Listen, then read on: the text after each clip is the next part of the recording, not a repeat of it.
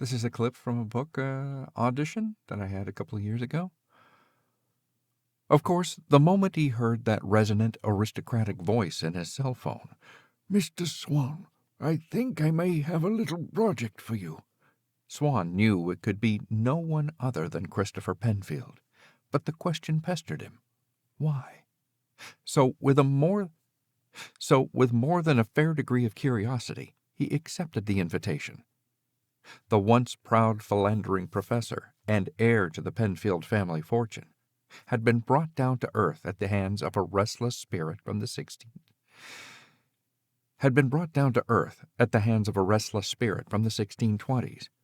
He couldn't deny that he was interested to see how far the high and mighty could fall. An aromatic breeze, freshened by the surf, wisped across Swan's ruddy red face as Nora Murphy, Pennfield's housekeeper, met him at the door. "A pleasure to see you, Mr. Swan." Her bright green eyes sparkled. "And you as well." Swan tipped his trademark houndstooth hat with a wink. "Mr. Pennfield will see you up in his study." She led him toward the stairs. "Can I get you anything, Mr. Swan?" "No, I'm fine, Nora. This beautiful day is enough for me." He sniffed the fine air. Swan followed Nora up several half-flights of wooden stairs, which eventually bent their way upward to a rather large hallway.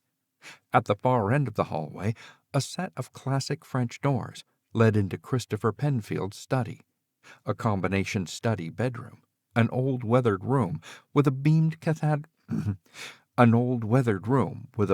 cathedral ceiling and a set of tall leaded windows overlooking the harbor. A barrage of sunlight blinded Swan as he entered the room. He squinted to see the bony figure of Christopher Pennfield.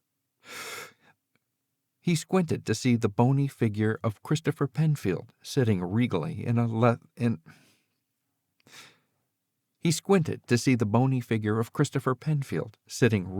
in a leather Victorian chair, a shimmering bright corona lining his silhouette.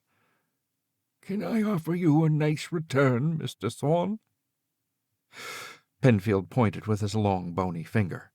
"Or perhaps a single malt scotch?" "No," Swan nodded. "Too early in the day for me. But I see you haven't changed." Swan winked as he noticed the tumbler of scotch in Pennfield's hand. "Yes, old habits die hard, I'm afraid." Pennfield gulped his scotch.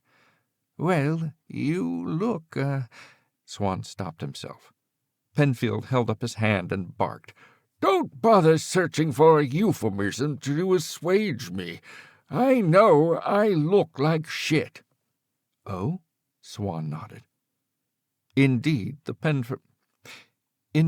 Christopher Pennfield who sat gulping scotch in his parlor overlooking Boothbay Harbor on this sunny March afternoon was a much different person than the one Swan first met in the mid-1900s. Swan remembered the old Christopher Pennfield as a man who swaggered through life, a deep reservoir of pride, pumping him up far more than he deserved. Impeccably groomed, the old Christopher Pennfield could charm anyone he pleased with his quick wit, refined demeanor, and unbridled confidence. A considerably vain man, Pennfield, in those days, had a sculpted jaw and cheekbones, sparkling teeth, perfectly tweezed eyebrows, and as full shock of silver hair. The Christopher Pennfield of today, now sitting directly across from Swan, was a very old-looking 71, and could have passed for him being in his late 80s. He was a bony stick figure wrapped in a royal blue silk smoking jacket and emerald ascot. He had a face that was gaunt and white with dry skin, deeply cracked and creviced, stretched tightly across the sharply defined facial skeleton. That famous shock of hair was now dry and thin, strewn haphazardly around his flaking pate. What do you think?